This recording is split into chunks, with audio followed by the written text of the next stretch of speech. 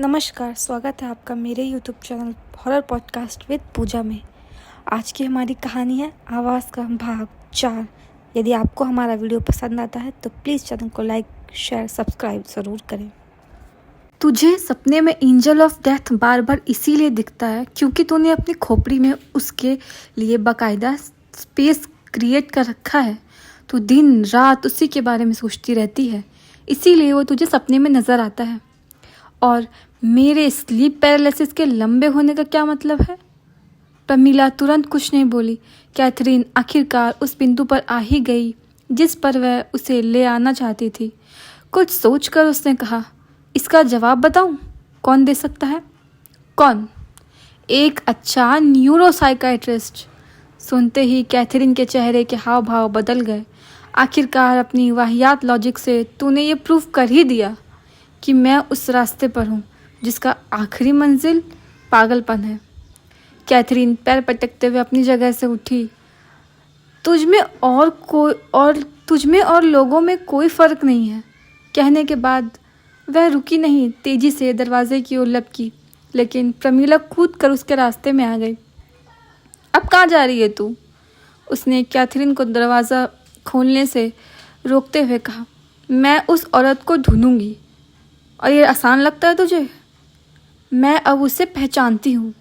ये भी मालूम हो गया है कि मुझे वह किसी हॉस्पिटल में पूरे शिमला में ना जाने कितने हॉस्पिटल होंगे, और क्या गारंटी है कि वह शिमला में ही किसी हॉस्पिटल में है। ये सब छोड़, तू मुझे बस यही बता दे कि वह औरत एग्जिस्ट करती है। इसकी क्या गारंटी है? वो मुझे खतरों से आगाह करती थी, पर अब नहीं करती। यही इसकी गारंटी है कि वो है। उसने वार्डन मैम के बेटे के ब्रेन ट्यूमर की ट्रू प्रेडिक्शन की। यही इसकी गारंटी है कि वो है। प्रमीला निरुत्तर हो गई। सामने से हट जा प्रेमू। किस हॉस्पिटल में जाएगी? कैसे पूछेगी लोगों से? क्या जवाब देगी उन्हें जब वे तुझे क्रॉस क्वेश्चन करेंगे तो? प्रमीला के सवाल सुनकर कैथरीन का आवेग थोड़ा मंद पड़ा। चुटकी बजाते ही लोग तुझे मेंटली सिक घोषित कर देंगे जब तू इस तरह हाइपर होकर लोगों से उस औरत के बारे में पूछेगी जो केवल तेरे सबकॉन्शियस माइंड में एग्जिस्ट करती है। कैथरीन का क्षणिक आवेग पिघल गया और बेबसी का रूप अख्तियार करके उसके चेहरे पर नजर आने लगा। तू पहले रिलैक्स होकर बैठ। प्रमीला ने उसे दोबारा बिस्तर पर बैठा दिया और गिलास में पानी लेकर आई। कैथरीन ने गिलास खाली करके उसे थमा दिया। वो केवल मेरे जहन में नहीं प्रेमो, वो मेरे आसपास भी है। कैथरीन भावुक हो गई। उसने मुझे हमेशा खतरों से बचाया, लेकिन आज जब उसे मेरी मदद की ज़रूरत है तो मुझे उस तक पहुंचने का कोई रास्ता नहीं मिल रहा है। अगर मैं उसकी मदद नहीं कर पाई तो मैं खुद को कभी माफ़ नहीं कर पाऊंगी। मेरी हेल्प कर प्रेमू। कैथरीन के चेहरे पर दीन भाव लिए हुए प्रमीला की ओर प्रमीला की ओर देखा। उसे ढूंढने में मेरी हेल्प कर प्लीज़। मेरा यकीन कर, मैं पागल नहीं हो रही हूँ और ना ही मेरे साथ जो कुछ हो रहा है वह मीनिंगलेस है। ठीक है, प्रमीला ने उसके कंधे पर सहानुभूति भरा हाथ रखते हुए कहा। अगर मैं मान लूँ कि वो इस दुनिया में कहीं है तो बता, कैसे पहुँचेगी तू उस तक? क्या प्लान है तेरा? तेरे पास तो बस यही एक इन्फॉर्मेशन है कि वो किसी हॉस्पिटल में है। केवल इसके बिना पर इतनी बड़ी दुनिया में तू कैसे ढूंढेगी उसे? कैथरीन निरुत्तर हो गई। खैर, सोचेंगे इस बारे में भी कुछ सोचेंगे, लेकिन फिलहाल उस लोड को कम कर जो तू कई दिनों से अपने दिमाग पर लिए हुए घूम रही है। कैथरीन के चेहरे का तनाव कुछ कम हुआ। मिसेस ब्रिगेंजा से बात करेगी? नहीं, उसने 2 टुक लहजे मना कर दिया। तू अपनी ही मॉम से इतनी कटी हुई क्यों रहती है? तू जल्दी उनके कॉल्स नहीं उठाती और ना ही कभी खुद से उन्हें कॉल करती है। क्या पास्ट में तुम दोनों के बीच कुछ ऐसा हुआ है जो तुझे उनके साथ कंफर्टेबल नहीं होने देता? नहीं, मुझे खुद नहीं पता कि मैं उनके साथ ऐसा बिहेव क्यों करती हूँ। मैं आज तक उन्हें एक्सपेक्ट नहीं कर पाई हूँ। क्यों नहीं कर पाई हूँ? ये मैं खुद नहीं जानती। तू तो मुझसे भी ज़्यादा इंटेलिजेंट है, फिर भी तुझे ये मालूम नहीं कि रिलेशनशिप में बात करना कितना मायने रखता है। प्रमीला ने संजीदा लहजे में कहा। कई बार अच्छे और पुराने रिलेशन सिर्फ इसीलिए हमेशा के लिए ख़त्म हो जाते हैं क्योंकि किसी भी साइड के लोग बात करने के लिए तैयार नहीं होते। अगर मिसेस ब्रेगेंजा से तुझे कोई शिकायत है तो बात करके देख। She is your mother. कब तक उनसे कटी हुई रह सकती है तू? और वैसे भी पेरेंट्स को इग्नोर करना आई थिंक एक अच्छे इंसान की पहचान नहीं है। 900 चूहे खा के बिल्ली हज को चली। कैथरीन शैतान की नानी को यूं गंभीर हुआ देख तनाव के बाद हंस पड़ी। तेरे मुंह से मोरल साइंस के लेक्चर्स किसी जोक से ज़्यादा नहीं लगते। अपना रिकॉर्ड उठाकर चेक कर, ऐसे ऐसे कांड किए हैं तूने कि याद करके लगता है कि जब गॉड क्रिएशन में के काम में जुटे हुए थे तो उन्होंने नरक के सारे शैतानों को अपने पास बुलाकर उनमें से थोड़ी थोड़ी शैतानी मांगकर प्रमीला डिसूजा के नाम की एक गोल मटोल लड़की की खोपड़ी बनाई है। मैं इस बात को मानती हूँ कि मैंने इतनी कम उम्र में ही बड़े बड़े पाप कर लिए हैं। प्रमीला ने मासूमियत से कहा। मैंने टीचरों का नाम बिगाड़ रखा है। मैं बहुत खर्चीली हूँ। कैंटीन में मेरे ऊपर बहुत सारा उधार हो गया है। कई बार मैंने पढ़ाई के नाम पर घर से ढेर सारे पैसे मांगकर हमारे इस रूम को डेकोरेट करने के लिए पेंटिंग्स खरीदी है। मैं छोटे बच्चों को फुसलाकर उनके वेफर्स खा जाती हूँ। लेकिन फिर भी यार, मैं इतनी भी बुरी नहीं हूँ कि मैं मॉम से बात करना बंद कर दूँ।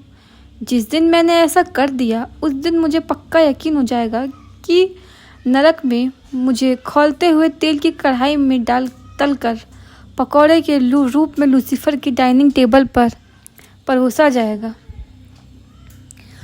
अब अगर तेरे लेक्चर ख़त्म हो गए हों मेरी भोली भाली गोलू मोलू, तो इस लिफाफे को खोलकर देखा जाए कि हमारे हिस्से में 25 साल पुरानी कौन सी याद आई है।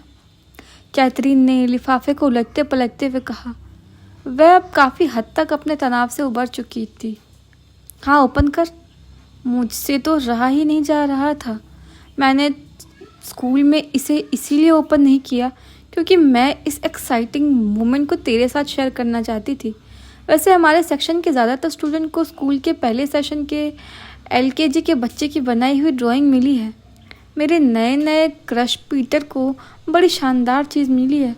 उसे फादर एल्बर्ट का 25 साल पुराना लेटर मिला है जो उन्होंने स्कूल के फ्यूचर स्टूडेंट को कॉल करते हुए लिखा था। उस समय वे यहाँ जनरल टीचर हुआ करते थे। लेकिन यार, मुझे यकीन नहीं हो रहा है कि वे इस बात को लेकर इतने श्योर कैसे थे कि स्कूल के सिल्वर जुबली ईयर पर वे प्रिंसिपल बन चुके होंगे। उन्होंने तो अपने लेटर की शुरुआत में ही लिखा है। प्रमीला ने कोई स्पीच बोलने का अभिनय करते हुए कहा। Hello my future kids, when you will read this letter I would be your principal. Peter तो ये लेटर पाते ही मैराथन करता हुआ फादर एल्बर्ट के पास भाग गया था और मुझे इस पर यकीन नहीं हो रहा है कि ये करामत होते देख तू खुद पर कंट्रोल कैसे कर पाई। कैथरीन मुस्कुराई और अविलंब उस लिफाफे को फाड़कर उसमें मौजूद चीज़ को बाहर निकाली। वाह! प्रमीला ने मुँह फाड़ते हुए उस तस्वीर को देखा जो लिफाफे से बाहर आई थी। ये तो उस सेशन में रहे सभी टीचर्स की ग्रुप फोटो लग रही है। कैथरीन भी उत्सुक निगाहों से उस फोटो पर दृष्टिपात करते हुए बोली। हमें तो पीटर से भी शानदार चीज़ मिली। यार, अपनी मीना कुमारी उस समय और भी हॉट एंड सेक्सी थी। प्रमीला आश्चर्यवान्वित होकर तर्जनी उंगली होठों से लगाते हुए बोली। ऑफ कोर्स रही होंगी। उस समय वे आई थिंक 25 की थी, तभी तो आज 50 की हैं। पर 50 की लगती कहाँ हैं? उन्हें तो ओल्ड वाइन कहना ज़्यादा बेहतर होगा। क्या मेंटेन कर रखी है खुद को अब तक। फिगर चिल्लाने वाली लड़कियों को इनसे इंस्पिरेशन लेनी चाहिए। अगर ये अपने फैट को थोड़ा सा और कंट्रोल कर लेती तो हमारे राजेश खन्ना पर और भी बिजलियाँ गिराती। प्रमीला अचानक फिटनेस एंड ब्यूटी एक्सपर्ट बन गई थी। और मीना कुमारी की शान में कसीदे पढ़े जा रही थी, जबकि कैथरीन उस सेशन के बाकी टीचर्स को देखने लगी थी। उस फोटो में केवल कुछ ही टीचर ऐसे थे जो आज तक स्कूल में डटे हुए थे, अन्यथा स्कूल के वे पुराने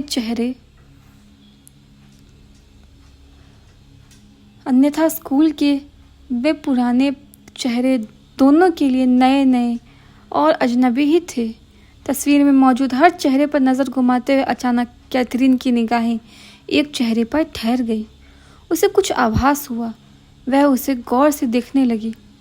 कुछ ही पल गुजरे थे कि कैथरीन का चेहरा फिर से तनावग्रस्त हो उठा।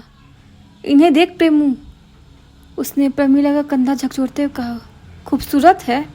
प्रमीला अपनी धुन से बाहर निकली और उसने भी इस चेहरे को गौर से देखते हुए कहा, पर इन्हें कभी देखा नहीं, हमारे इस स्कूल में आने से पहले ही चली गई होगी। पर मैंने इन्हें देखा है प्रेमू। कैथरीन के लफ्ज़ थरथर आए। देख, तू फिर से डरा रही है। ये वही है जो उस रात बरामदे में कमरे के दरवाजे पर खड़ी थी और जिसे एंजल ऑफ डेथ ले जा रहा था। प्रमीला का गला सूख गया और कैथरीन ने बुरी तरह रोमांचित होकर कहा, वो मिल गई प्रेमू। मैंने कहा था ना कि वो एग्जिस्ट करती है। देख, वो सचमुच एग्जिस्ट करती है। अब तो तुझे यकीन हुआ ना कि मुझे किसी न्यूरोसाइकेट्रिस्ट की ज़रूरत नहीं है, और मेरे साथ जो हो रहा है वह ना तो मेरा भ्रम है और ना ही मीनिंगलेस है।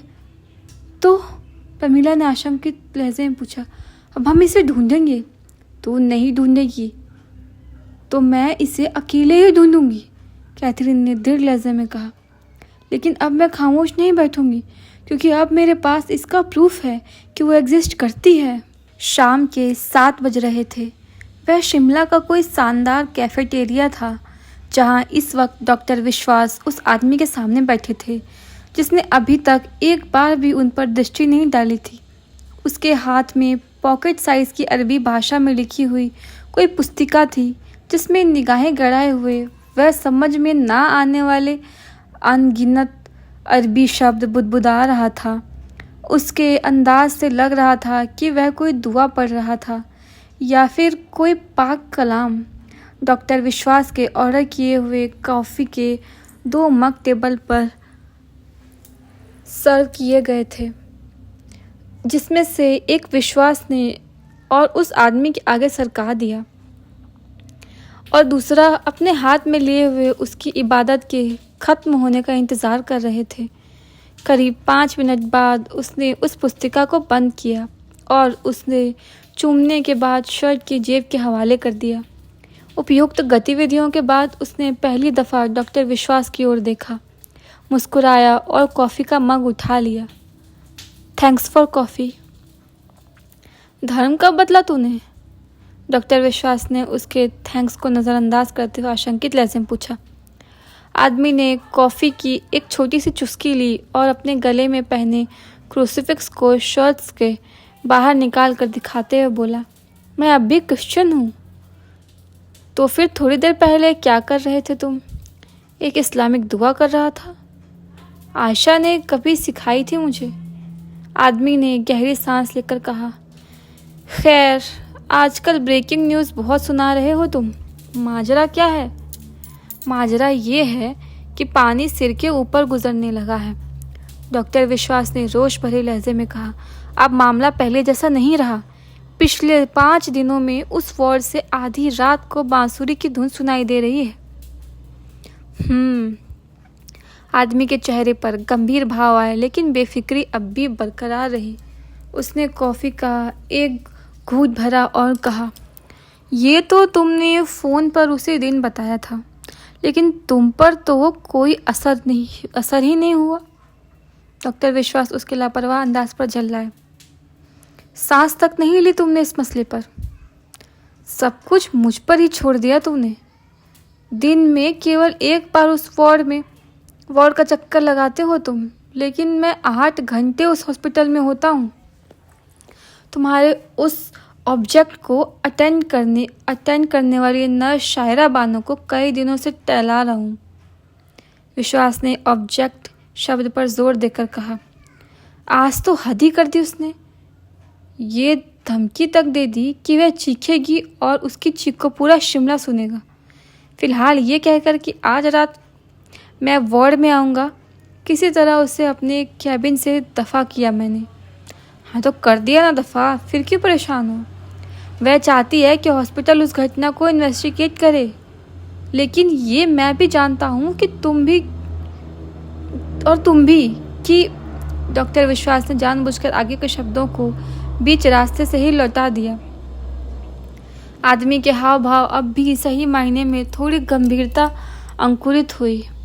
उसने कॉफ़ी का मग मेज़ पर रख दिया और कहा, इस मुद्दे पर तुमने क्या कहा उससे? फ़िलहाल तो मैंने उससे झूठ कह दिया कि बोर्ड ऑफ एडमिनिस्ट्रेशन इसकी इंटरनल इंक्वायरी कर रहा है, लेकिन बात इतने से ही नहीं बनी। उसने क्वेश्चन रेज किया कि 7 दिनों में अब तक कोई इंक्वायरी के इरादे से उस वार्ड में क्यों नहीं आया, कहाँ से आएगा? आदमी हंसा। उस बेवकूफ़ औरत को समझाना चाहिए कि 20 सालों में वहाँ जो कुछ हो रहा है वह बिना अस्पताल प्रशासन की मिली भगत के ही हो ही नहीं कर सकता। अब ज़रूर समझ जाएगी। ये बात अब किसी से छिपने वाली नहीं है कि हॉस्पिटल के वीआईपी सेक्शन के किसी वार्ड से बांसुरी की अनयूजुअल आवाज़ सुनाई देती है। निचली मंजिल के स्पेशल वार्ड के कई लोगों को तो ये बात पता भी चल चुकी है, उन्हें भी बांसुरी सुनाई देती है। तुमने एमएस से बात की? इस बात आदमी का स्वर चिंतित था। मैं क्यों बात करूं? डॉक्टर विश्वास ने हैरानी से दीदे फाड़ी। मैं तो बस दोस्ती की खातिर तुम्हें को ऑपरेट करता हूं। इसका मतलब ये नहीं है कि मैं तुम्हारे और हॉस्पिटल के बीच का दलाल हूं, बल्कि ये सजेशन तो मैं तुम्हें देने वाला था कि इससे पहले मेडिकल सुपरिटेंडेंट को यह अजीबोगरीब घटनाएं किसी और के ज़रिए पता चले, तुम खुद जाकर उन्हें बता दो। तुम्हारी ईमानदार छवि भी बरकरार रहेगी और शायरा की ओर से कुछ ऊंच नीच हुई तो वो संभाल लेंगे, क्योंकि आईसीएमआर की गाइडलाइन को ठुकरा कर अगर अस्पताल प्रशासन ने तुम्हें उस रिसर्च को अपने यहाँ कंडक्ट करने के सीक्रेट परमिशन दी है तो फंसने पर इससे निकलने का कोई पुख्ता इंतज़ाम भी ज़रूर सोच रखा होगा। लेकिन ये तो तभी होगा ना जब तुम एमएस के मन में अपने रिसर्च के प्रति निष्ठा बनाए रखो और उसे अपनी ओर से शिकायत का कोई मौका ना दो। शायद तुम ठीक कह रहे हो। आदमी के चेहरे पर ऐसे भाव काबिज हुए जैसे वह डॉक्टर विश्वास का मंतव्य भली भांति समझ गया हो। लेकिन मैं एमएस को इसका क्या जवाब दूंगा कि वार्ड में बांसुरी की धुन कहाँ से आ रही है, या फिर ऑब्जेक्ट की कलाई पर वह निशान कहाँ से आया? अब आए तुम लाइन पर, अब शिद्दत से समझ में आएगा कि मैं शायरा के इन सवालों को कैसे झेलता हूँ। तुम न्यूरोलॉजिस्ट ज़रूर हो, लेकिन एक पैथोलॉजिस्ट होकर भी मैं दावे के साथ कह सकता हूँ कि इन सवालों के जवाब तुम भी नहीं दे सकते, क्योंकि इन घटनाओं का संबंध तुम्हारे ऑब्जेक्ट के कॉन्शियसनेस से बिल्कुल नहीं है। बांसुरी की धुन का सुनाई देना और किसी के जिस्म पर अपने आप निशान बन जाना किसी भी साइंटिफिक थ्योरी से जस्टिफाई नहीं किया जा सकता। लिख कर ले लो। तुम तो सीधे सीधे उस वर्ड को हॉन्टेड घोषित कर रहे हो। उस आदमी के चेहरे पर पहली दफ़ा डर नज़र आया। खुद देख लो। डॉक्टर विश्वास ने अपना सेलफोन निकाला, गैलरी में पहुंचकर उस इमेज को खोला जो शायरा ने उसके सेलफोन में ट्रांसफ़र किया था, और फिर सेलफोन को उस आदमी की ओर बढ़ा दिया। आदमी ने उस इमेज पर नज़र आ रही कलाई और उस पर बने निशान को गौर से देखा। जो क्षण गुजरता गया उसके चेहरे पर खौफ के बादल घने होते गए। उसकी ये दशा देख डॉक्टर विश्वास मुस्कुराए। इस मुलाकात के शुरुआती क्षणों में उस इंसान ने जो बेतकल्लुफ़ी दर्शाई थी, उसे मद्देनज़र रखते हुए उसके चेहरे पर इस वक्त नज़र आती बदहवासी डॉक्टर विश्वास को मुदित करने लगी। वे कुर्सी पर आराम से फैल गए और पहली दफ़ा अपनी कॉफ़ी का मग होठों से लगाया। कॉफ़ी के 2-3 घूंट भरने के बाद उन्होंने कहा, मेडिकल साइंस इसे रत्ती भर भी एक्सप्लेन नहीं कर सकता। तुमने अपनी न्यूरोलॉजी के करियर के 20 साल से भी ज़्यादा वक्त इस रिसर्च पर गंवा दिए और बदले में हॉस्पिटल को क्या दिया तुमने?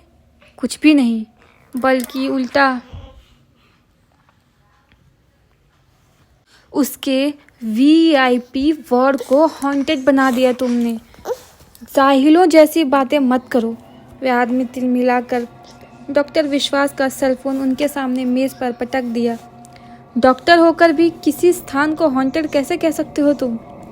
ये सवाल तुम मुझसे तब पूछना जब इस बात का साइंटिफिक एक्सप्लेनेशन ढूंढ लेना कि एक जिंदा लाश की कलाई पर खुद ब खुद निशान कैसे आ सकता है और किसी वार्ड में आधी रात होते ही बांसुरी की धुन कैसे सुनाई दे सकती है। वह आदमी कोई जवाब नहीं दे सका। तुम्हारा दोस्त हूँ इसीलिए बता रहा हूँ। तुम इस मुगालते में मत रहना कि तुम्हारे रहस्यमयी और इलीगल रिसर्च प्रोजेक्ट के मीडिया में एक्सपोज हो जाने पर हेल्थ सिटी हॉस्पिटल पर कोई आँच आ सकती है। हॉस्पिटल सेफ जोन में है। तुम्हारे रिसर्च से हॉस्पिटल का कोई वास्ता नहीं था। ऐसा साबित करने के लिए हॉस्पिटल के पास कई तर्क हैं। वे तर्क कौन से हैं ये तुम मुझसे बेहतर जानते हो। 1 सेकंड भी नहीं लगेगा हॉस्पिटल को तुमसे पल्ला झाड़ने में, डॉक्टर विश्वास कहते गए। इस वक्त तुम्हारे लिए जो सबसे अहम है वो ये है कि तुम किसी तरह एमएस के मन में इस विश्वास को जगाए रखो कि तुम्हारे रिसर्च का एक चौंकाने वाला नतीजा जल्द आने ही वाला है। क्योंकि अगर उसके मन में ज़रा सा भी ये ख्याल आया कि तुम इतने सालों से केवल बेवकूफ़ियाँ कर रहे हो और तुम्हारा रिसर्च उनके हॉस्पिटल के रेपुटेशन के लिए खतरा बनने जा रहा है, तो याद रखना कि वो डॉक्टर होने से पहले एक बिजनेसमैन है। शायरा के चीखने से पहले वो चीखेगा। आदमी ने कुछ नहीं कहा।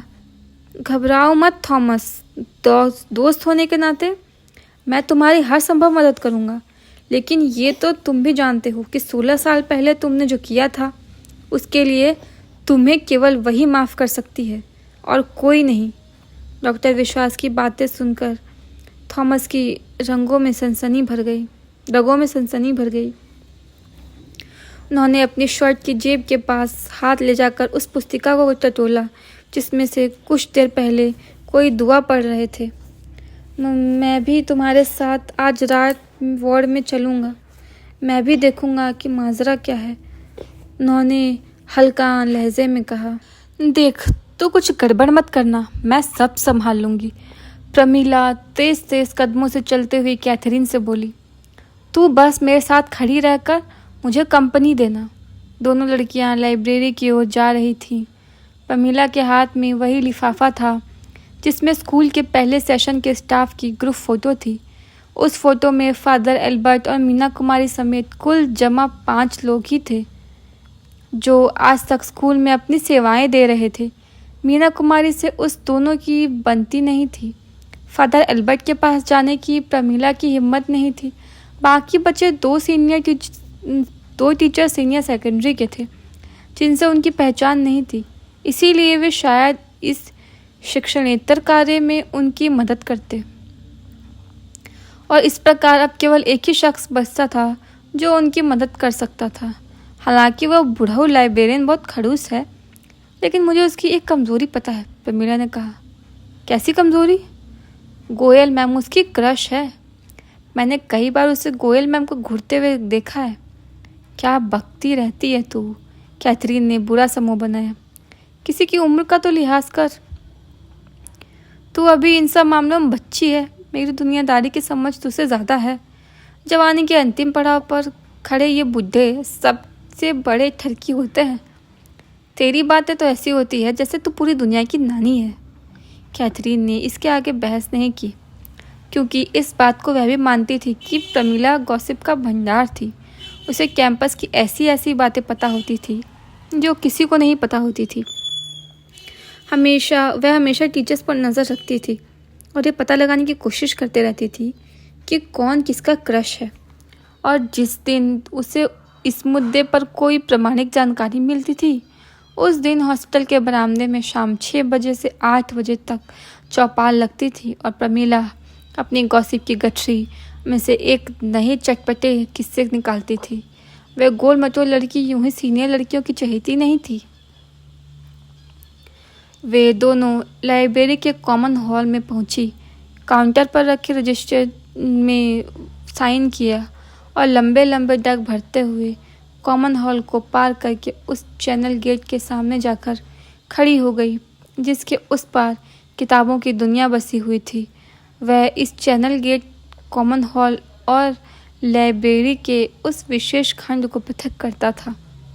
स्कूल में फंक्शन होने के कारण लाइब्रेरी की ओर रुख करने वाले ना के बराबर थे, इसीलिए लाइब्रेरी औपचारिक तौर पर खुली ज़रूर थी, मगर उसका चैनल गेट अंदर से बंद था। प्रोग्राम की भीड़ भाड़ से उबर कर जो इक्का दुक्का लोग लाइब्रेरी में आ रहे थे, वे कॉमन हॉल में बैठकर वहां मौजूद जनरल किताबों से मन बहला ले रहे थे। प्रमिला चैनल गेट को बंद पाकर जरा भी विचलित नहीं हुई और बड़ी ही निडरता से उसे जोर जोर से पीटने लगी। कैथरीन उसकी हरकत पर उसे घूरने लगी, जबकि वह उस गेट को तब तक पीटती रही जब तक कि उस पार उसे एक चपरासी नज़र नहीं आ गया। जब चपरासी ने दूर से ही संकेत से क्या है पूछा तो प्रमिला ने ज़रूरत से ज़्यादा तेज स्वर में चिल्लाकर बताया, लाइब्रेरियन अंकल से मिलना है। चपरासी शायद भाप गया कि लड़की उपद्रवी है, इसीलिए उसने बिना ना नुकुर किए गेट खोल दिया। दोनों उस कैबिन तक पहुंची जिसके डोर पर गजानन राणा लाइब्रेरियन लिखा हुआ था। भीतर मौजूद शख्स कोई पतली सी किताब पढ़ रहा था जिस पर पुराने हिंदी अखबार का जिल्द चढ़ी हुई थी। प्रमिला बिना किसी औपचारिकता के धड़ाधड़ कर भीतर घुस गई। आदमी ने हड़बड़ा कर उसकी ओर देखा और झट से किताब बंद कर दिया। क्या है? उसने तीखे लहजे में पूछा। प्रमिला ने लिफाफे में से वह ग्रुप फोटो निकालकर मेज पर रख दी। जब प्रमिला को लाइब्रेरियन ने कुछ नहीं कहा तो कैथरीन बगैर पूछे भीतर दाखिल हो गई। हम इस स्कूल के पहले स्टाफ में शामिल रहे सभी टीचर पे एक प्रोजेक्ट बना रहे हैं। प्रमिला ने ग्रुप फोटो में नजर आ रही उस महिला पर उंगली रखते हुए कहा जो कैथरीन को दिखती थी। उसी सिलसिले में हमें इस मैम के बारे में जानने की ज़रूरत पड़ गई है। हम गोयल मैम के पास गए थे तो उन्होंने कहा कि लाइब्रेरियन साहब बहुत अच्छे इंसान हैं, वो इस मामले में तुम लोगों की मदद कर सकते हैं। प्रमिला ने बड़ी चालाकी से गोयल कार्ड खेला, साथ ही उसकी निगाहें उस किताब पर ठहर गईं जिसे उन दोनों के आने से पहले लाइब्रेरियन साहब पढ़ रहे थे। लड़की को किताब की ओर एकटक देखता पाकर लाइब्रेरियन महाशय चिढ़ गए और किताब को मेज से उठाकर दराज में डाल दिए। ऐसा करने के बाद वे ग्रुप फोटो को उठाकर प्रमिला के बताए हुए चेहरे को ध्यान से देखने लगे। तस्वीर देखने के दौरान उनके चेहरे पर कई भाव आते जाते रहे। सच कह रही हो? लाइब्रेरियन अपनी चश्माधारी निगाहें प्रमिला की ओर उठाई। जी, प्रमिला ने हाँ में गर्दन हिलाई। उसका असाधारण आत्मविश्वास देख कैथरीन हैरान रह गई। सही काम में सफल होने के लिए 100% आत्मविश्वास की ज़रूरत होती है और गलत काम में सफल होने के लिए 200% आत्मविश्वास की ज़रूरत होती है। उपयुक्त उक्ति को प्रमिला ऐसी परिस्थितियों में भली भांति चरितार्थ करती थी। लाइब्रेरियन महोदय उसे कई क्षणों तक घूरते हुए ये पता लगाने की कोशिश करते रहे कि वह सच कह रही है या झूठ, लेकिन क्या मजाल जो उस ढीठ लड़की ने उन्हें अपने झूठ का ज़रा सा भी इल्म होने दिया हो। वह निडरतापूर्वक अपनी गोल गोल चमकीली आंखों से उनकी ओर झांकती रही। अंततः लाइब्रेरियन ने मुंह खोला, गोयल मैम को ही ले आओ। लेकिन अंकल, वो फंक्शन में बिजी हैं। प्रमिला ने अपने लहजे पर जोर देकर कहा। तो फिर कल लेकर आना। लेकिन क्या? प्रमिला कुछ कहना चाहती थी मगर लाइब्रेरियन ने उसे कहने नहीं दिया। तुम लोगों का भी प्रोजेक्ट की जल्दी तो होगी नहीं, क्योंकि अभी तो फंक्शन भी 5 दिन और चलेगा। तब तक सारे एजुकेशनल एक्टिविटीज़ सस्पेंड ही हैं। लाइब्रेरियन के इस तर्क का प्रमिला के पास कोई तोड़ नहीं था। उसने चेहरे पर अफसोस लिए हुए कैथरीन पर नज़र डाली। कैथरीन को तो पहले से ही केवल 50% यकीन था कि काम हो पाएगा, इसीलिए इस आकस्मिक व्यवधान से उसे वह इतनी आहत नहीं नज़र आ रही थी। चलो अब जाओ, लाइब्रेरियन ने रूखे लहजे में उन दोनों को बाहर का रास्ता दिखाया। इस बार मेरी प्रेडिक्शन रॉन्ग हो गई यार। कैबिन से बाहर आते ही प्रमीला ने अपनी हथेली पर मुक्का मारते हुए कहा, गोयल मैम इस बूढ़ों का क्रश नहीं है, वरना ये उनका नाम सुनते ही हमारा काम कर देता। तू पागल है, ऐसे वाहियात आइडियाज़ इसी तरह लास्ट मोमेंट पर पिट जाते हैं। कैथरीन के लहजे में अफसोस और प्रमीला की नाकामी पर मज़े लेने का भाव दोनों समाहित थे। नहीं, आइडिया वाहियात नहीं था, बस शॉट निशाने पर नहीं लगा। बाय द वे, उसने गहरी सांस ली और कैथरीन का हाथ पकड़कर एक मेज़ की ओर बढ़ते हुए बोली, चला थोड़ा देर यहीं बैठकर इस भटकती आत्मा के बारे में पता लगाने का कोई दूसरा जुगाड़ भिड़ाते हैं। दोनों एक मेज़ के इर्द गिर्द पड़ी कुर्सियों पर आमने सामने बैठ गई। वैसे बूढ़ों के बारे में मेरी एक प्रेडिक्शन तो पूरी तरह सही साबित हुई। प्रमीला ने अपनी आंखों में दुनिया भर की शरारत भरते हुए कहा, थरकी तो एक नंबर का है ये बंदा। तूने नोटिस किया? तूने कैसे नोटिस कर लिया? मुझे तो वो नॉर्मल इंसान लगे। वो पतली सी किताब पढ़ रहा था, उस पर कवर चढ़ा था। मेरे अंदर जाते ही उसने हड़बड़ा कर उसे बंद कर दिया। मेरा ध्यान फिर भी उस किताब पर से नहीं हटा, तो उसने उस किताब को ही दराज में खिसका दिया। कुछ समझी?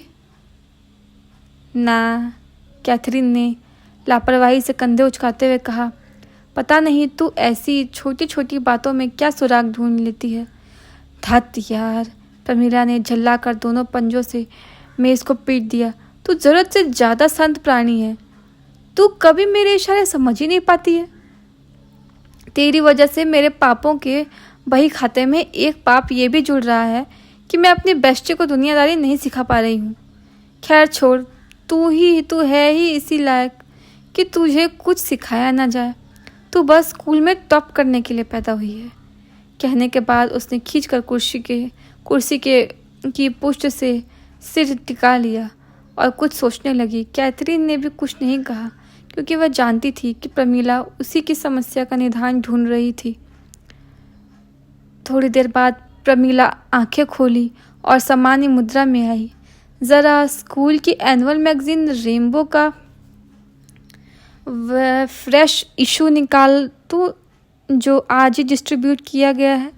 कैथरीन ने अभिष्ट मैगजीन को बैग से निकालकर मेज़ पर रख दिया। प्रमीला ने उसे उठाया और टाइटल के ऊपर उस जगह को चेक करने लगी जहाँ इशू नंबर लिखा होता है। ये मैगज़ीन का इशू नंबर 25 है, यानी कि ये सिल्वर जुबली इशू है। कुछ समझ में आया? हाँ, इस मैगज़ीन का पहला इशू स्कूल के पहले ही साल आया होगा और अभी भी लाइब्रेरी के आर्काइव सेक्शन में अवेलेबल होगा। ज़रूर होगा, पर उससे हमें क्या फ़ायदा होगा? कैथरीन अभी प्रमीला का मंतव्य नहीं समझ सकी। हमें क्लू मिलेगा। प्रमीला ने रेनबो के वर्तमान अंक के आखिरी पन्नों को खोलकर कैथरीन को दिखाते हुए कहा, ये देख, मैगज़ीन के लास्ट के कुछ पेजेस में एकेडमिक और नॉन एकेडमिक स्टाफ के बारे में डिटेल दी हुई है। एकेडमिक स्टाफ के लोगों को तो पासपोर्ट साइज़ फ़ोटो भी है, समझी? कैथरीन की आंखें संकुचित हुई। मैगज़ीन के उस पहले इशू में भी इसी तरह उस वक्त के सारे टीचर्स की डिटेल विद फोटोग्राफ्स होंगे, लेकिन एक प्रॉब्लम है। हम आर्काइव सेक्शन को एक्सप्लोर कैसे करेंगे, क्योंकि इसके लिए किसी टीचर के साइन किया हुआ टोकन चाहिए। ये काम तो मुझ पे छोड़ दे, प्रमीला ने कॉलर खड़ा करते हुए कहा। प्रमीला और सीनियर्स की दोस्ती एक बार फिर काम आएगी। हॉस्पिटल के वीआईपी सेक्शन की राहदरी की खामोशी को अपने भारी भरकम बूटों से भंग करते हुए डॉक्टर विश्वास और थॉमस एक वार्ड के सामने पहुंचकर थम गए। विश्वास और कॉल बेल बजाने के थोड़ी देर बाद शायरा ने दरवाज़ा खोला। उस वार्ड में सालों से एडमिट एक रहस्यमय पेशेंट को वही अटेंड करती थी। डॉक्टर विश्वास के साथ थॉमस को देख उसके दहशतज़दा चेहरे पर थोड़ी राहत नज़र आई। मैंने अपना वादा पूरा किया शायरा। विश्वास के कथन पर कोई प्रतिक्रिया व्यक्त किए बिना शायरा रास्ते से हट गई और वे दोनों भीतर दाखिल हो गए। बेड पर लगभग 50 साल की एक महिला निश्चल पड़ी हुई थी और उसकी खुली हुई आंखें सीलिंग को देख रही थीं। उसके साथ बतौर चिकित्सकीय उपकरण ऑक्सीजन मास्क के साथ फूड ट्यूब जुड़े हुए थे। साथ ही उसके सिर पर एक टोपी नुमा उपकरण लगा हुआ था जो संभवतः इलेक्ट्रोएन्सेफेलोग्राफ था। इसके अलावा उसके सिर पर कुछ चुनिंदा जगहों पर इलेक्ट्रोड्स लगे हुए थे जो निकट ही मौजूद एक कंप्यूटर से जुड़े हुए थे। कंप्यूटर के मॉनिटर पर कुछ सिग्नल्स नज़र आ रहे थे जो महिला की दिमागी हलचल के इलेक्ट्रॉनिक रूपांतरण थे। उस महिला की भौतिक दशा और उससे जुड़े हुए चिकित्सकीय उपकरण को देखकर इस बात में कोई संदेह नहीं था कि वह कोमा में थी और उसकी तीमारदारी में लगे डॉक्टर ब्रेन कंप्यूटर इंटरफेस, जो कि कोमा के मरीजों की प्रतिक्रिया को समझने के लिए विकसित की जा रही एक अत्याधुनिक तकनीक थी, के ज़रिए उसकी दिमागी हलचल को पढ़ते थे। महिला के कमज़ोर जिस्म पर नज़र आते निशान और पट्टियाँ इस बात की गवाह थीं कि वह कई दफ़े सर्जरी से भी गुजर चुकी थी। संक्षेप में कहा जाए तो वह महिला पेशेंट कम किसी रिसर्च प्रोजेक्ट का ऑब्जेक्ट ज़्यादा लग रही थी। थॉमस उस महिला के सिरहाने पहुँचे और वहाँ स्टूल पर रखी उसकी केस फाइल में से MRI के स्कैन की रिपोर्ट निकाल कर देखने लगे। ये लेटेस्ट है, हफ्ते भर की, शायरा ने सूचित किया। डॉक्टर विश्वास थॉमस की गतिविधि पर मन ही मन मुस्कुरा रहे थे क्योंकि उन्हें मालूम था कि थॉमस अभिनय कर रहे थे ताकि शायरा का ये मुगालता बरकरार रहे कि उस वार्ड में हो रही रहस्यमय गतिविधियों पर ध्यान दिया जा रहा है। जबकि सच्चाई ये थी कि थॉमस भी उतने ही खौफजदा थे जितनी खौफजदा शायरा थी। थॉमस भी उन विचित्र घटनाओं के कारण से उतने ही अनजान थे जितनी अनजान शायरा या कोई और था। थॉमस दिखावे के तौर पर ही सही MRI रिपोर्ट लिए हुए बेड पर पड़ी महिला की ओर उन्मुख हुए और क्षणिक अंतराल पर रिपोर्ट पर दृष्टिपात करते हुए उसके सिर से जुड़े इलेक्ट्रोड्स के साथ छेड़खानी करने लगे। वे इलेक्ट्रोड्स की जगह बदल बदल कर कंप्यूटर के मॉनिटर पर दृष्टिगोचर हो इलेक्ट्रॉनिक सिग्नल के पैटर्न में होते परिवर्तन को निहार रहे थे। मॉनिटर से कभी सिग्नल पूरी तरह गायब हो जाते तो कभी मध्यम हो जाते। कुछ पलों तक इसी तरह टाइम पास करने के बाद उन्होंने इलेक्ट्रोड्स को छेड़ना बंद कर दिया। डोंट वरी शायरा, उन्होंने शायरा को झूठा आश्वासन दिया, इससे तुम्हें कोई खतरा नहीं है, इसीलिए तुम्हें तब तक डरने की ज़रूरत नहीं जब तक कि तुम अपने जहन में इस वाहियात ख्याल को बुलावा ना दे दो कि ये वार्ड हॉन्टेड हो गया है। लेकिन डॉक्टर, वो आवाज़, उसको भी देख लेते हैं। आज रात मैं यहीं पर हूँ, उस आवाज़ को भी सुन लेता हूँ जो कई दिनों से यहाँ सुनाई दे रही है। शायरा के चेहरे पर संतुष्टि का भाव आया। देख थॉमस ने इत्मीनान भरी सांस लेते हुए उस महिला की कलाई पर नज़र डाली। वहाँ सचमुच किसी के पकड़ने का निशान था जिसे वह फोटो में पहले ही देख चुके थे।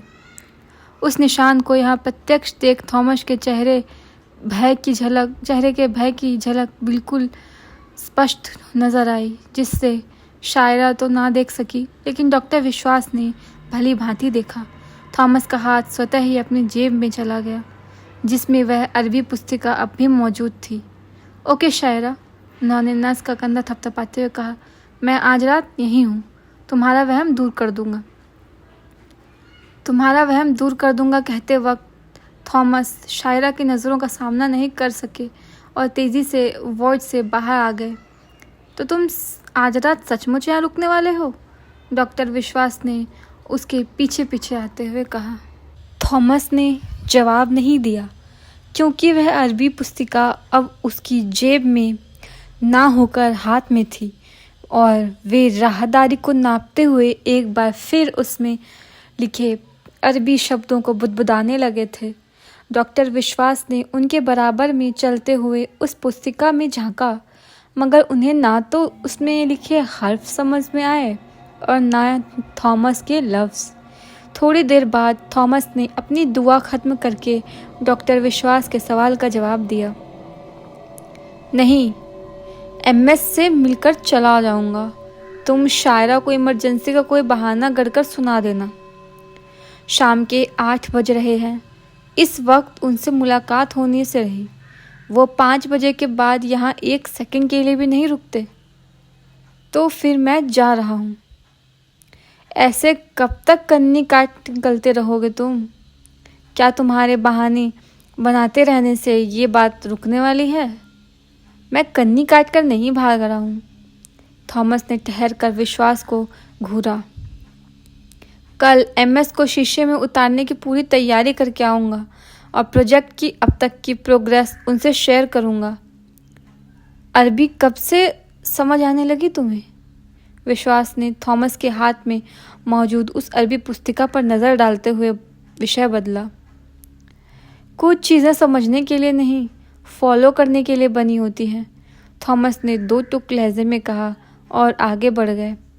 डॉक्टर विश्वास का सवाल शायद उन्हें पसंद नहीं आया।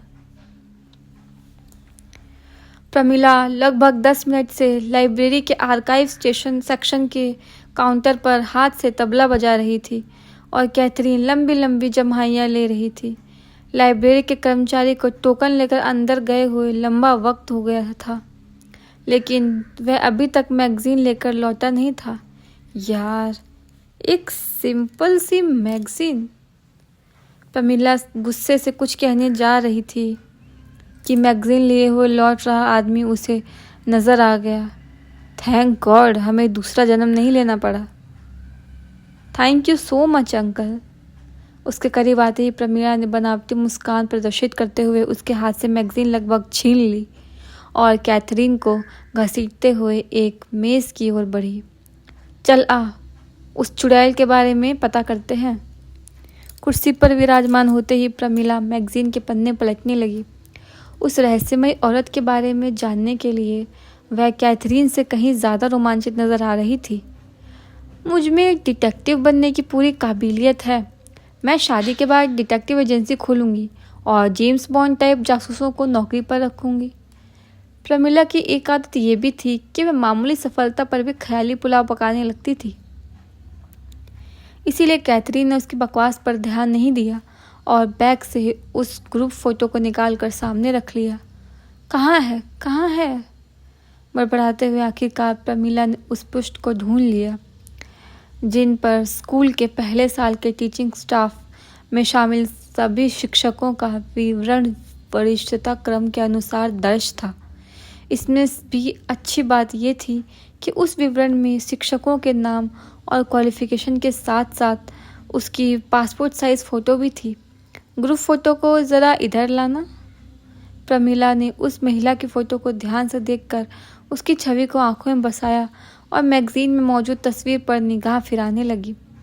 कैथरीन भी रोमांचित होकर उन पन्नों में झांकने लगी। जैसा कि अपेक्षित था, थोड़ी ही देर में उनकी प्रतीक्षा का अंत एक सुखद परिणाम के रूप में हुआ। यही है, प्रमिला ने एक महिला की तस्वीर की और इशारा करते हुए उंगली रखते हुए कहा और अपने नतीजे की पुष्टि के लिए उसका चेहरा ग्रुप फोटो वाली महिला के चेहरे से मिलाने लगी। दोनों चेहरे 100% मैच कर गए।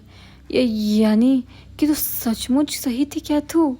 प्रमिला का लहजा आश्चर्य और रोमांच से ओतप्रोत हो गया। जो लेडीज तुझे कमरे के बाहर दिखाई थी वह सचमुच एग्जिस्ट करती है या शायद एग्जिस्ट करती थी। कैथरीन को प्रमिला की बातें सुनाई नहीं पड़ी। सिर्फ प्रमिला की ही बातें नहीं, उसे अब अपने पास आसपास तक की सुध नहीं थी। वह दुनिया से बेखबर होकर उस महिला की डिटेल पढ़ने लगी थी। आयशा खातून। कैथरीन के होंठ कांपे। ये सीनियर सेकेंडरी को साइकोलॉजी पढ़ाती थी। प्रमिला ने भी उस डिटेल को पढ़ा जिसके अनुसार आयशा खातून नाम की वह महिला साइकोलॉजी में मास्टर की हुई थी और स्कूल में उसकी डेजिग्नेशन पोस्ट ग्रेजुएट टीचर की थी। डिटेल में दर्ज डेट ऑफ बर्थ के मुताबिक उस वक्त उसकी आयु 25 साल थी। हमारा काम सिर्फ इतनी इन्फॉर्मेशन नहीं चलेगा, प्रमिला ने व्यर्ग लहजे में कहा, क्योंकि उस डिटेल में उपयुक्त विवरण के अलावा बस आयशा की डिग्री और उसकी एकेडमिक उपलब्धियों का ही ब्यौरा था। उसमें उसकी कोई व्यक्तिगत जानकारी उपलब्ध नहीं थी। हमें स्टेप्स मिल रहे हैं प्रेमू, हम धीरे धीरे उसकी ओर बढ़ रहे हैं। पहले वो केवल मेरे दिमाग में थी, मुझे उसके बारे में कुछ नहीं मालूम था, लेकिन अब मेरे पास उसकी एक्सिस्टेंट को प्रूव करने के लिए कई स्ट्रॉन्ग पॉइंट्स हैं जो उसे ढूंढने में भी हमारी हेल्प करेंगे। अब हमारे पास उसकी फ़ोटो है, हमें उसका नाम पता चल चुका है और ये भी पता चल चुका है कि वह इस वक्त किसी हॉस्पिटल में है।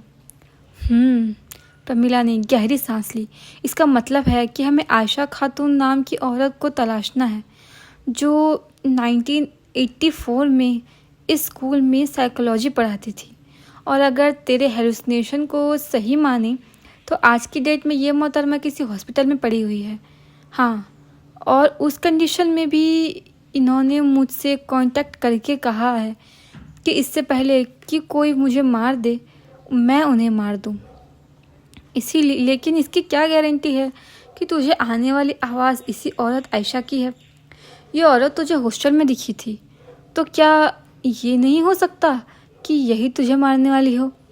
हमें अभी इस बात को लेकर श्योर होने के लिए कोई पॉइंट नहीं मिला है कि ये आयशा और वह आवाज़ वाली औरत एक ही है। जो कोई भी तुझे मारना चाहता है वो आखिर ऐसा क्यों करेगा? अगर तू आवाज़ वाली उस औरत को मार देगी तो वह तुझे नहीं मारेगा। इसके पीछे क्या लॉजिक हो सकता है?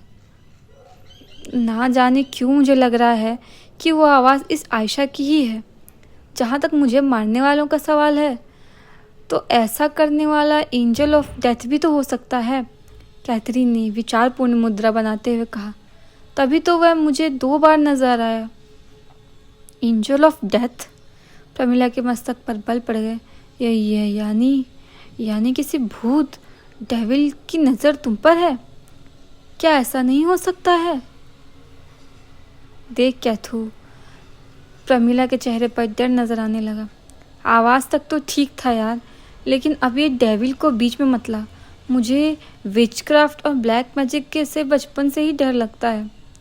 मैं जब मनाली में थी तो वहाँ हमारे पड़ोस में एक बुढ़िया रहती थी जो खूबसूरत बच्चों को टोटका कर देती थी। मम्मी बताती है कि उसने मुझे भी टोटका कर दिया था क्योंकि मैं बहुत खूबसूरत थी। फिर मुझे लूज मोशन और वॉमिटिंग स्टार्ट हो गई थी। मैं दिन भर रोती रहती थी।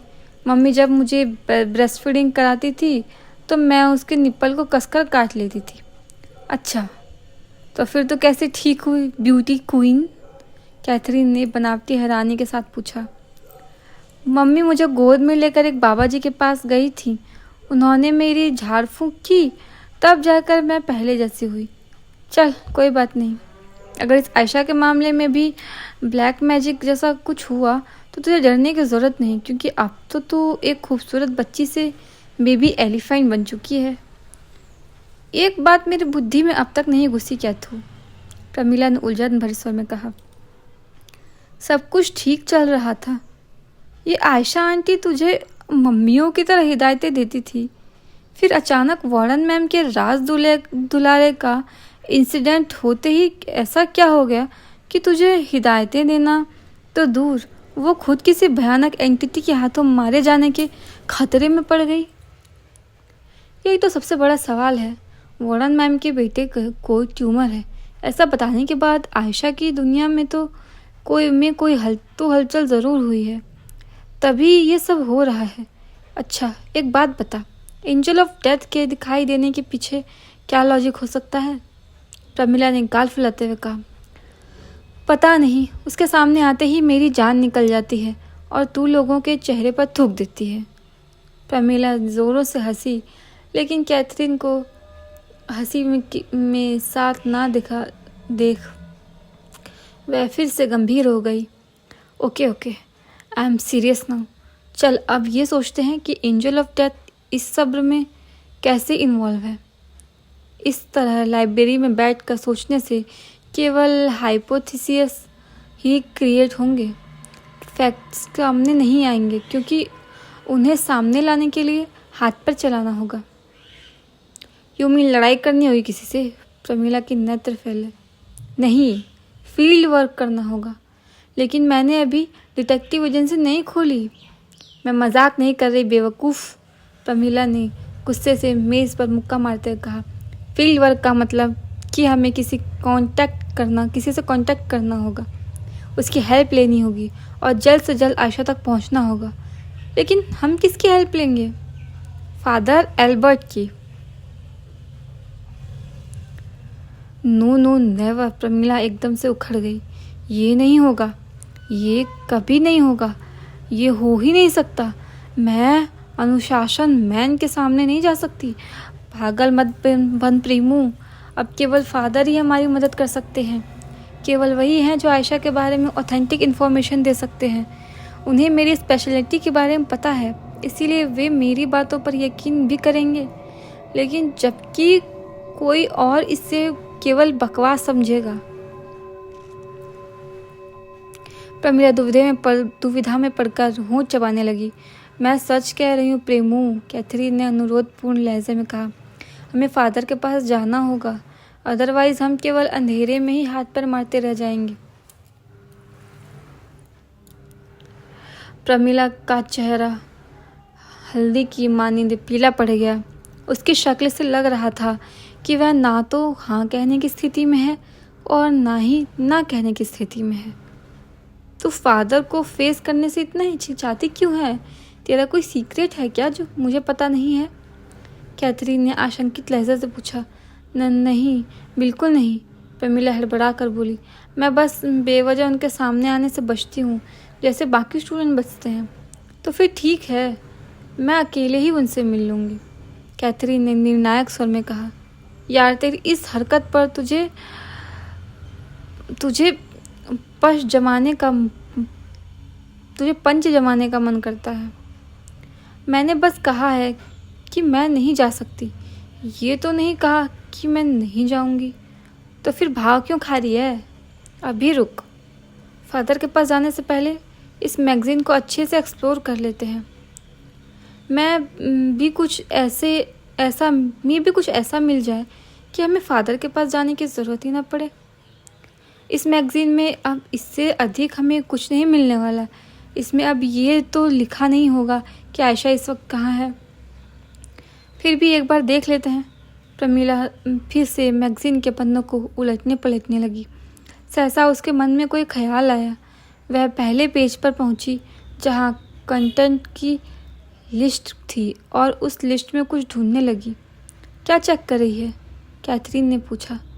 इस मैगज़ीन के क्रिएटिव कंटेंट में आयशा का भी कोई ना कोई वर्क ज़रूर होगा, जैसे कोई स्टोरी, पोएम या आर्टिकल। उससे हमें क्या फ़ायदा होगा? तेरे अंदर डिटेक्टिव बनने का एक भी लक्षण नहीं है, इसीलिए क्यों नहीं समझेगी? प्रमीला ने उस पेज में निगाहें गड़ाए हुए कहा। थोड़ी देर बाद उसके इस मामूली से प्रयास ने रंग लाया और उसकी उंगली एक वाक्य पर ठहर गई।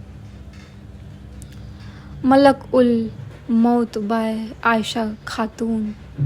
मलक उल मौत बाय आयशा खातून, पेज नंबर 76। दोनों ने एक साथ पढ़ा। टाइटल से तो कोई स्टोरी या आर्टिकल लग रहा था।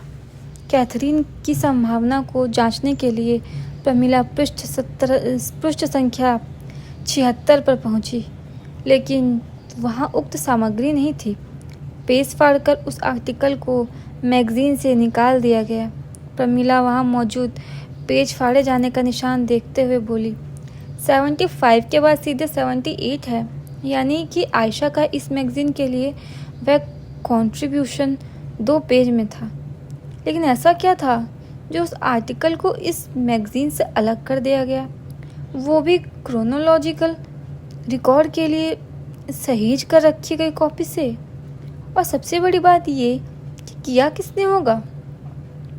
पता नहीं, प्रमीला तेजी से कुछ सोचते हुए बोली।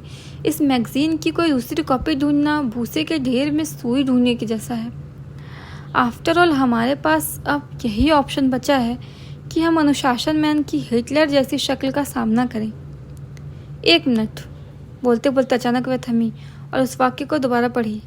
मलक उल मौत। इन 3 वर्ड्स में से मौत का मतलब तो सबको पता है, डेथ। लेकिन मलक का क्या मतलब हुआ?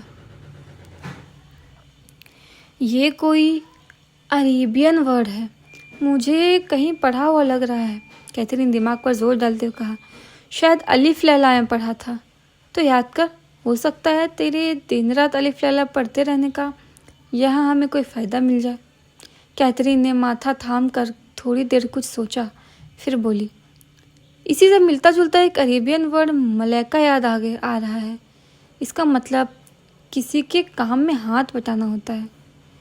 किसी के काम में हाथ बटाना मीन्स उसे असिस्ट करना। कौन करता है ये काम? प्रमिला के नेत्र गोल हो गए। अगर मैं अंधेरे में तीर चलाऊं तो शायद इसका एक आंसर हो सकता है। जल्दी बता। गॉड के पास बहुत सारे काम होते हैं जिन्हें वो अकेले नहीं करता। उन कामों को करने के लिए उसने कई सारे असिस्टेंट क्रिएट कर रखे हैं जो हमेशा उसके लिए लॉयल और ओबीडियंट होते हैं। इन असिस्टेंट्स को ही एंजल या फरिश्ता कहा जाता है। ये प्रॉफिट और गॉड के बीच मैसेंजर का काम भी करते हैं, यानी कि गॉड का कोई मैसेज उनके प्रॉफिट तक पहुंचाते हैं और साथ ही गॉड के ऑर्डर पर किसी की हेल्प करने भी आते हैं। इस थियोलॉजी के अनुसार मलाइका वर्ड कहीं ना कहीं एंजल से एसोसिएटेड है। प्रमिला ने चुटकी बजाई। मिल गया जवाब। मौत यानी डेथ, मलक यानी एंजल, मलक उल मौत यानी एंजल ऑफ डेथ। कैथरीन रोमांच से कांप गई। एंजल ऑफ डेथ यानी कि मौत का फरिश्ता। थोड़ी देर पहले हम लोग डिस्कस कर रहे थे ना कि एंजल ऑफ डेथ इन सब में कैसे इन्वॉल्व है। प्रमिला ने उत्साहित होते हुए कहा, तो इसका जवाब शायद ये है कि इस आयशा आंटी का एंजल ऑफ डेथ से कोई ना कोई कनेक्शन था। और वह कनेक्शन क्या हो सकता है? कैथरीन का दिमाग चकराने लगा। तुझे तो इस कहानी में Ayesha aunty dark shade character वाली लग रही है। ये साइकोलॉजी की टीचर होकर मौत के फरिश्ते पर आर्टिकल लिखती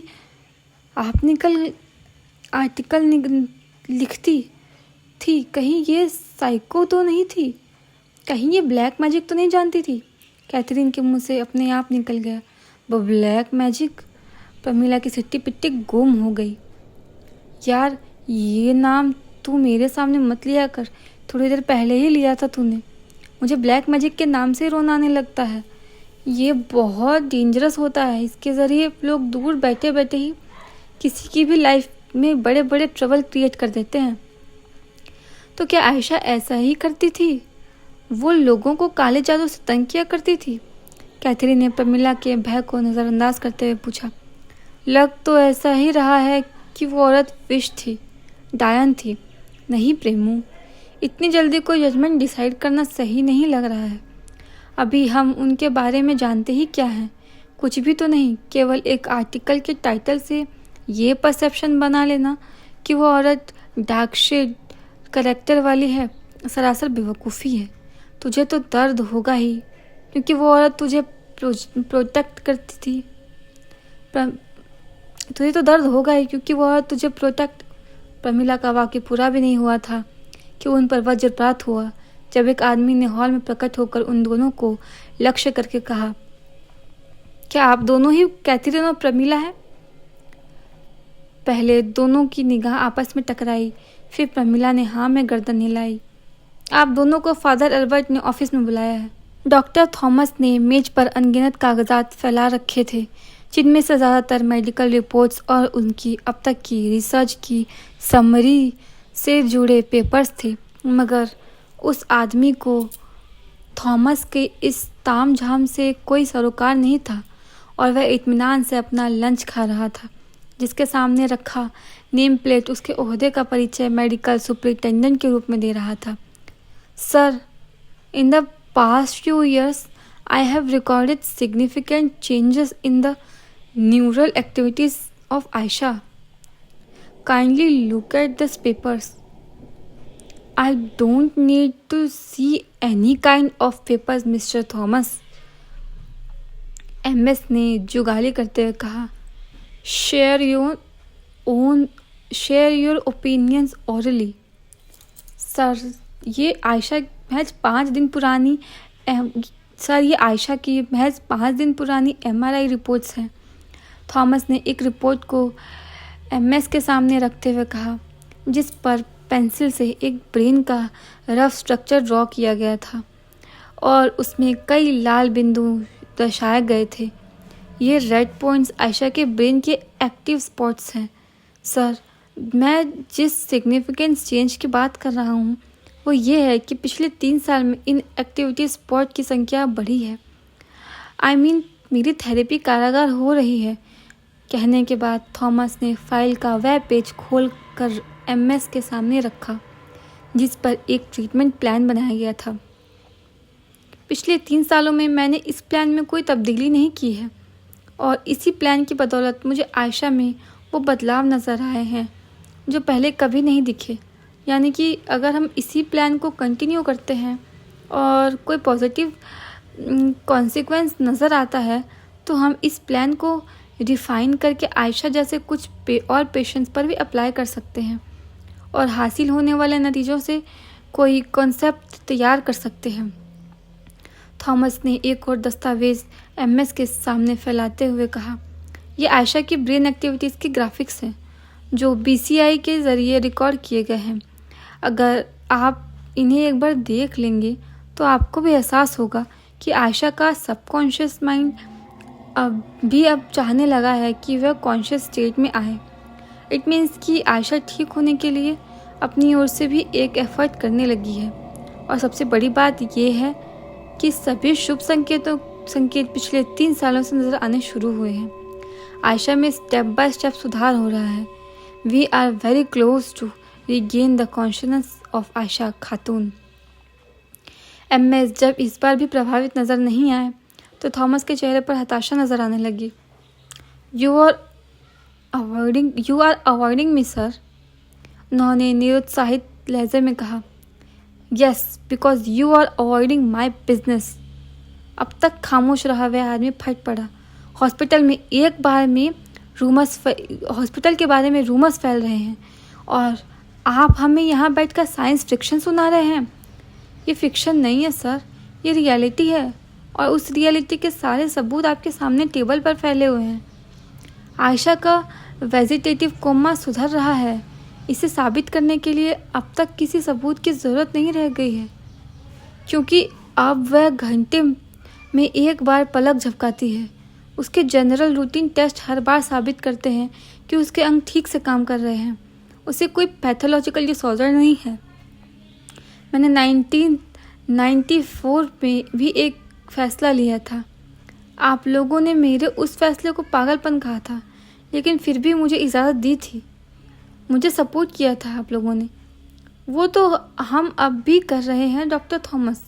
हम आपके रिसर्च प्रोग्राम को टर्मिनेट नहीं कर रहे हैं, पर शर्त यह है कि हमें उन भूतिया घटनाओं की एक्सप्लेनेशन चाहिए जो आयशा के वार्ड में हो रही है। थॉमस ने कुछ कहने के लिए मुंह खोला, लेकिन एमएस ने उन्हें खामोश करते हुए सख्त लहजे में कहा, अगर 24 घंटे के अंदर मुझे उस वार्ड में हो रही भूतिया घटनाओं का एक्सप्लेनेशन नहीं मिला तो मैं आपको आपके पेशेंट समेत वार्ड से बाहर फिकवा दूंगा और उन सवालों के सही सही जवाब देने में ज़रा भी कोताही नहीं बरतूंगा जो दुनिया वाले मुझसे करेंगे। आगे कोई आर्ग्यूमेंट करने की थॉमस की हिम्मत नहीं हुई। प्रमिला और कैथरीन फादर एल्बर्ट के सामने अपराधी भाव से गर्दन झुकाए हुए खड़ी थी। यद्यपि उन्हें अपने अपराध नहीं मालूम था, लेकिन ये एहसास ज़रूर था कि यदि उन्हें सीधे सीधे प्रिंसिपल के ऑफिस में तलब किया गया है तो उनसे अनजाने कोई ना कोई गंभीर चूक ज़रूर हुई होगी। उन्हें यहाँ अपनी उपस्थिति दर्ज कराए हुए 5 मिनट होने वाले थे, लेकिन एल्बर्ट ने अभी तक एक भी शब्द नहीं कहा था। प्रमिला ने हिम्मत करके उनकी ओर निगाहें उठाई, मगर उनकी नज़रों को खुद पर ही ठहरा हुआ देखकर सकपका कर फिर से ज़मीन की ओर देखने लगी। बैठ जाइए आप लोग। काफ़ी देर बाद एल्बर्ट ने भारी भरकम स्वर ने खामोशी को भंग किया। दोनों किसी रोबोट की भांति चलती हुई विजिटर्स चेयर्स पर बैठ गई। आपकी कुरियर कंपनी कैसे चल रही है मिस प्रमिला? एल्बर्ट ने प्रमिला का रुख करके पूछा। उसके सवाल पर कैथरीन ने गर्दन नीचे किए हुए ही निगाहें तिरछी करके प्रमिला की ओर देखा। वह इस बात से अनजान थी कि प्रमिला का कोई कुरियर कंपनी भी है। मैंने उसे बंद कर दिया, प्रमीला ने दृष्टि नीचे रखते हुए ही जवाब दिया। सुनकर अच्छा लगा। बहरहाल आप लोगों ने सिर क्यों झुकाया है? किसी ने जवाब नहीं दिया। बी कंफर्टेबल, एल्बर्ट ने नर्म स्वर में कहा। हमने आप दोनों को पनिशमेंट देने के लिए नहीं बुलाया, बस साधारण सी पूछताछ करनी है। कैथरीन के रोंगटे खड़े हो गए। आप दोनों मिस आयशा खातून के बारे में पूछताछ करने के लिए मिस्टर गजानन के पास गई थीं? यस फादर, जवाब कैथरीन ने दिया। वजह? दोनों तुरंत कोई जवाब न दे सके। आप लोगों को आयशा के बारे में जानने की ऐसी क्या ज़रूरत पड़ गई कि आपने मिस्टर गजानन से ये झूठ वो तक बोल दिया कि आपको प्रोजेक्ट तैयार करने के सिलसिले में ये जानकारी चाहिए? जब कैथरीन इस बार भी खामोश रही तो प्रमीला ने अपना चेहरा उठाया। एक्चुअली फादर, हमने आयशा मैम को उस ग्रुप फोटो में देखा था जो टाइम कैप्सूल से निकलने के बाद मेरे हिस्से में आया था। यह हमारे सवाल का जवाब नहीं है, एल्बर्ट ने सख्त स्वर में कहा। हमने ये पूछा है कि उनके बारे में जानने की आपको ज़रूरत क्यों महसूस हुई। उस ग्रुप फोटो में ऐसे और भी टीचर्स रहे होंगे जिनसे आप वाकिफ़ नहीं होंगे, फिर भी आपकी निगाहें केवल आयशा पर ही क्यों ठहरी? पड़ताल आयशा के बारे में ही क्यों शुरू की आपने? इसका जवाब प्रमीला नहीं दे सकती थी। उसने कनखियों से कैथरीन की ओर देखा। कैथरीन के जहन में फ़िलहाल ये सवाल था कि लाइब्रेरियन ने ये बात एल्बर्ट तक क्यों पहुंचा दी थी कि दो लड़कियां झूठ का सहारा लेकर आयशा के बारे में जानना चाहती थी। क्या आयशा में कोई खास बात थी जो उनके बारे में जानने की कोशिश करते ही वे दोनों रडार पर आ गईं? हम बस यूं ही। झूठ नहीं मिस कैथरीन, एल्बर्ट ने कैथरीन की बात काट कर कहा। झूठ बिल्कुल भी नहीं। ये यूं ही नहीं था जो आप आयशा के बारे में जानना चाहती थी। आप सही वजह बताइए। हम आयशा के बारे में आपको ऑथेंटिक इन्फॉर्मेशन जस्ट अभी यहीं बैठे बैठे देते हैं।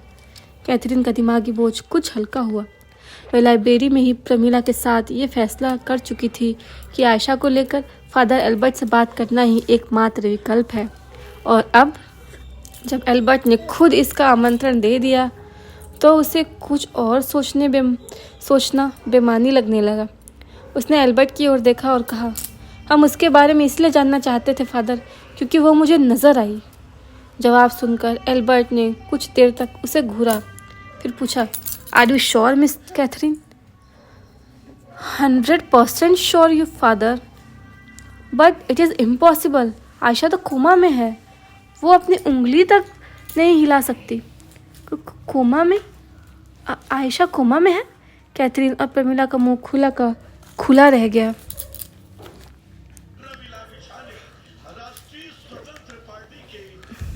जी हाँ, और उन्हें पिछले 23 सालों से हेल्थ सिटी हॉस्पिटल के एक वार्ड में इस उम्मीद में रखा गया है कि किसी न किसी दिन उनकी कॉन्शियसनेस ज़रूर लौटेगी। कैथरीन का रोम रोम सिहर उठा। वह एल्बर्ट की मौजूदगी को नज़रअंदाज कर तेजी से प्रमीला की ओर घूमी और रोमांचित लहजे में बोली, मैंने कहा था ना प्रेमू, मुझे जो कुछ दिख रहा था उसका कोई मतलब है। वो सब हेलुसिनेशन नहीं था, बल्कि मेरे लिए उस औरत तक पहुंचने का क्लू था। देख, एट लास्ट ये प्रूव हो गया कि वो औरत हॉस्पिटल में है। प्रमीला ने असहज होकर एल्बर्ट की ओर देखा। उनके चेहरे से लग रहा था कि कैथरीन की कुछ बातें उनकी समझ में आई थी और कुछ नहीं आई थी। किस औरत तक पहुंचने का क्लू? एल्बर्ट ने अपना चश्मा दुरुस्त करते हुए पूछा। क्या उस औरत तक जिसकी आवाज़ आपके दिमाग में सुनाई पड़ती है? क्या आपको क्लासरूम के अलावा दोबारा भी हेलुसिनेशन हुआ था? आपको यह यकीन क्यों है कि आपको हुए हेलुसिनेशन का या फिर उस आवाज़ का संबंध आयशा से ही है? आई एम सॉरी फादर, मैंने आपको सारी बात नहीं बताई। कैथरीन के लहजे में अपराध बोध था। क्लासरूम के इंसिडेंट के बाद भी एंजल ऑफ डेथ मुझे नज़र आया था। उस आवाज़ के बारे में भी एक बात मैंने आपसे छुपाई है। एल्बर्ट की प्रतिक्रिया जानने के लिए वह ठहर गई। कंटिन्यू रखिए। जैसा कि मैंने आपको बताया था फादर कि वार्डन मैम की हेल्प करने के बाद आवाज़ ने मुझसे दूरी बना ली है। उसने मुझे खतरों से आगाह करना बंद कर दिया है। लेकिन जो बात मैंने आपसे नहीं बताई थी वो ये है कि वह एक बार और मेरे जहन में जागी थी। मैं उस वक्त लाइब्रेरी में थी जब अचानक मेरे कानों में सायरन की आवाज़ गूंजने लगी थी और मुझे उस आवाज़ के रूप में एक नया मैसेज मिला। लेकिन इस बार ये मेरे लिए कोई हिदायत नहीं थी, बल्कि एक काम था जिसे मुझे पूरा करना था, या शायद अभी भी पूरा करना है। कैथरीन ने थोड़ा रुककर कहा। उसने मुझसे कहा है कि इससे पहले कि कोई मुझे मारे, मैं उसे मार दूं। वह कौन है जो मुझे मारना चाहता है और क्यों मारना चाहता है? मैं अगर उस औरत को मार दूंगी तो वह मुझे कैसे बख्श देगा? ये सब जानने के लिए मेरे पास कोई क्लू नहीं था। मैंने प्रमीला से बात की और फिर इसे अवॉइड करने का फैसला कर लिया, लेकिन तभी क्लासरूम वाला इंसिडेंट हो गया।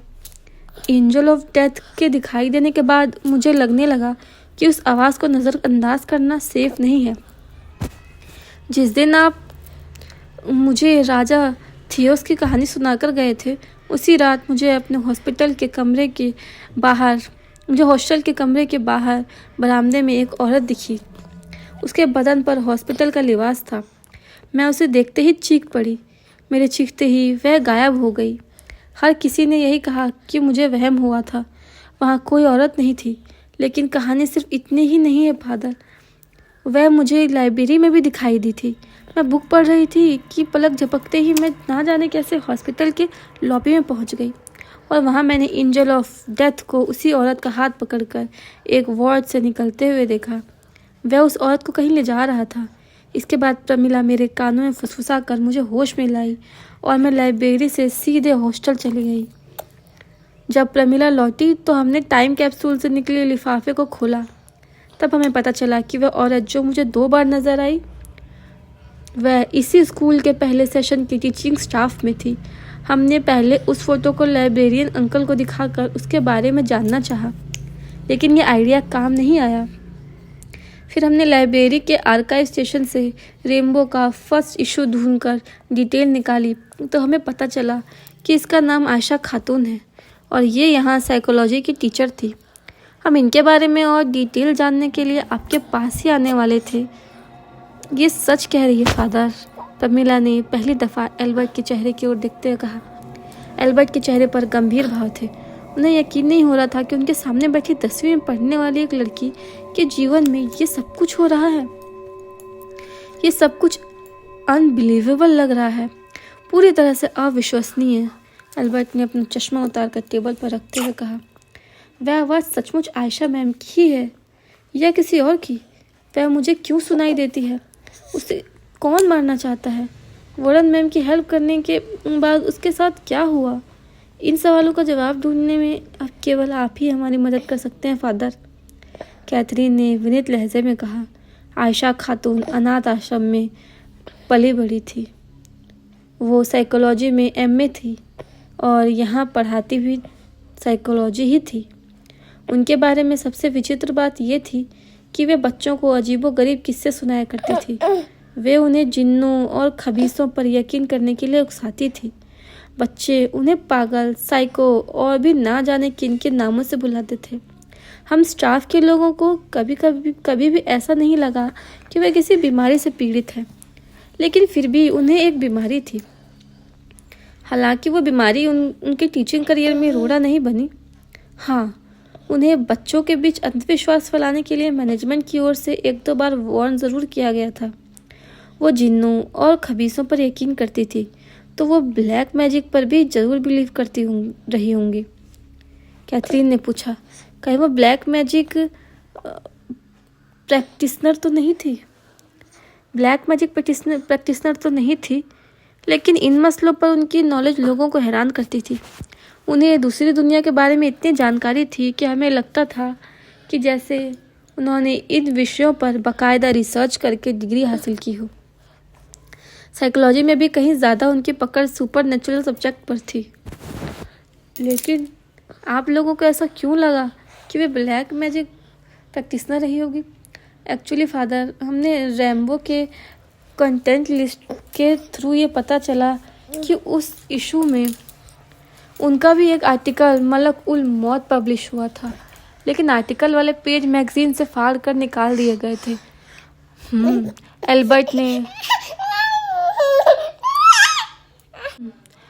एल्बर्ट ने सहमति में गर्दन हिलाई। आपने सही कहा मिस कैथरीन, जैसा कि हमने पहले ही कहा, she was too fascinated about supernatural subjects. इसीलिए उन्होंने मैगजीन में देने के लिए आर्टिकल भी उसी सब्जेक्ट से चुना था। लेकिन जब मैगजीन छपकर मैनेजमेंट के पास पहुंची तो ये मैनेजमेंट को पसंद नहीं आया कि एक मॉडर्न स्कूल के मैगजीन में ऐसी मध्ययुगीन बकवास छापी गई है। मैनेजमेंट को ये बात इतनी नागवार गुजरी कि उसने मैगजीन के एडिटोरियल बोर्ड के पूरे सदस्यों को ही बदल दिया और ये सख्त हिदायत दी कि रिकॉर्ड के लिए रखी जाने वाली कॉपी में से उस आर्टिकल के पेज को अलग कर दिया जाए। इससे पहले आपने कहा कि आयशा मैम को एक बीमारी थी, लेकिन वहाँ कभी उनके टीचिंग करियर में रोड़ा नहीं बनी। उनकी वह बीमारी क्या थी फादर? आयशा बाइपोलर डिसऑर्डर से पीड़ित थी। साइकोथेरेपी के लिए डॉक्टर अल्फोंसो थॉमस के पास रेगुलर जाती थी। डॉक्टर थॉमस को उनकी थेरेपी उनके लिए काफ़ी फ़ायदेमंद थी, इसीलिए उनकी बीमारी और उनके करियर के बीच कभी कोई पॉइंट ऑफ इंटरसेक्शन नहीं आया। आगे चलकर आयशा और डॉक्टर थॉमस की रेगुलर मीटिंग्स का एक खूबसूरत नतीजा सामने आया and both of them got married.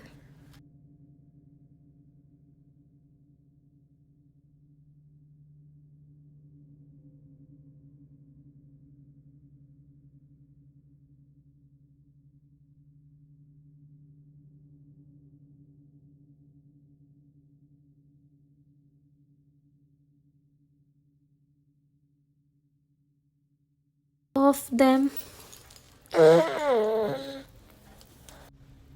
and both of them got married.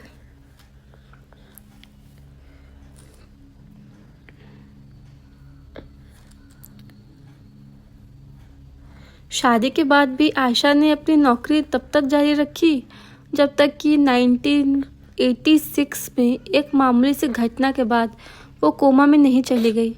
Actually वह ज़मीन पर गिरे कुछ सिक्के उठाने के लिए नीचे झुकी थी और बेहोश होकर गिर पड़ी थी। बाद में डॉक्टर्स ने कहा कि वो अपनी कॉन्शियसनेस खो चुकी है, यानी कि उसी कंडीशन में वो आज भी है और हेल्थ सिटी हॉस्पिटल में किसी मिरेकल का वेट कर रही है। करेक्ट, एल्बर्ट ने कैथरीन के अनुमान को सही ठहराया। लेकिन मुझे सुनाई देने वाली आवाज़ से उनका क्या कनेक्शन है? ये कैसे पॉसिबल है कि वो कोमा में पड़ी हुई है और उनकी आवाज़ मुझे सुनाई दे रही है? I think she knows black magic. Coma में होने के बावजूद हो सकता है कि वो किसी तरह अपनी कॉन्शियसनेस का इस्तेमाल कर रही हो, लेकिन आपने तो कहा कि वो ब्लैक मैजिक का इस्तेमाल नहीं करती थी, प्रमीला ने पूछा। ब्लैक मैजिक के नाम से एक बार फिर उनकी शक्ल बिगड़ने लगी थी। आगे की कहानी के लिए सुने हमारी कहानी आवाज़ का 5वां और अंतिम भाग।